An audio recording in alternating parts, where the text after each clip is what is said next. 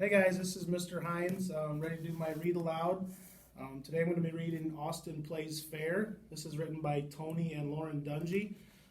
Tony Dungy is a Super Bowl champ football coach, and he actually wrote a couple of my favorite books. So here we go. Austin Plays Fair. Austin loved playing football. He loved running down the field, catching passes, and throwing spirals. But there was one thing about playing with the Trentwood Tigers Austin did not like. The Trentwood Tigers had lost 6 games in a row. "Don't worry," said Austin's dad. "You just need a little more practice." "Have fun," said Austin's mom. "Having fun is more important than winning." Austin tried to have fun as the Tigers warmed up for their next game, but he still wished the Tigers could win at least once. Coach Tony blew his whistle. "Okay, Tigers, huddle up," he called, and the team obeyed. "We know the Granville Gators are a tough team," said Coach Lauren. "And we may have lost a few games lately," said Coach Tony. "But what do we do when we lose? Get up, get over it, and try again," yelled the Tigers. Coach Tony smiled. "That's right, so let's get out there." With the last thumbs up, the coaches headed for the sidelines. "Hey guys," said Bryce when the coaches were gone, "I know a trick that can help us win." The team exchanged excited looks. "What is it?" asked Carson. "Tell us," begged Jaden. "Tuck your flag in like this." Bryce showed them his flag belt. Now the other team can't get it. Kiko frowned. "That's not allowed." Bryce wasn't listening. He tugged on his flag. "See? Even if they catch up to you, they won't be able to take it." Austin's stomach felt funny. "But that's cheating." Bryce shook his head. "My brother said everyone does stuff like that. Aren't you tired of losing?" he pleaded.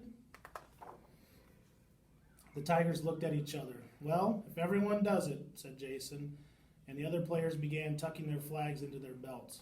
"I just want to win once," thought Austin, and he tucked his flag in too. The Gators started out strong, making 2 touchdowns in the first half. "Remember what I told you," whispered Bryce in the huddle. Carson snapped the ball to Kiko. She lobbed it to Austin, and he took off down the field.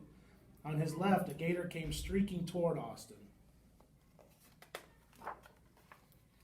The Gator caught up with Austin at the 5-yard line and grabbed for his flag, but it stayed tucked tightly into his belt. "Touchdown," yelled the referee as Austin crossed the goal line. That night at dinner, Austin's dad smiled as he slapped an extra big hamburger onto Austin's plate. "You must be hungry after that win." "I knew all your hard work would pay off," said Austin's mom. "The Gators didn't pull a single Tiger flag."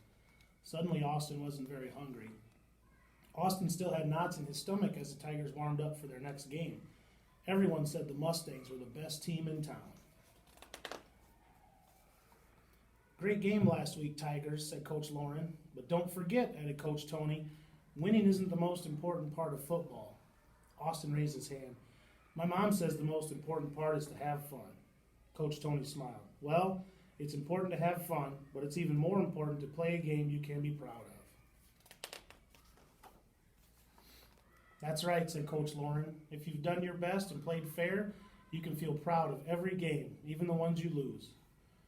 "Don't forget to tuck your flags in," said Bryce, as soon as the coaches left the huddle.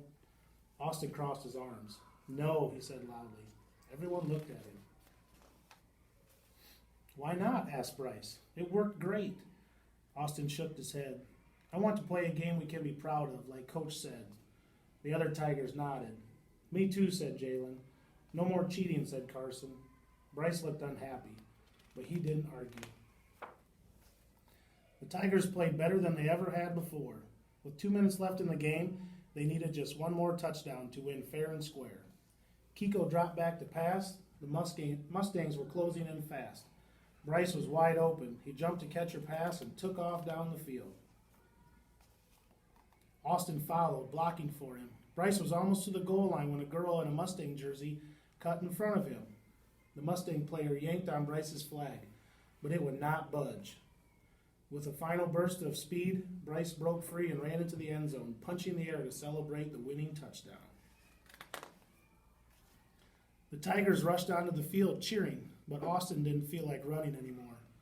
Why so glum, Austin? The referee asked. Austin looked across the field at his teammates celebrating, and he took a deep breath. I need to tell you something. He knew why Bryce had been able to score. He had cheated and tucked in his flag.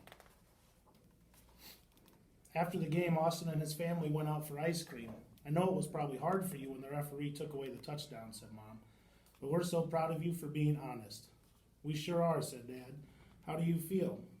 Pretty good, said Austin, licking the drips from his chocolate cone. Even though you lost? Asked his dad. Austin nodded. It would feel good to win, but it feels better to play fair.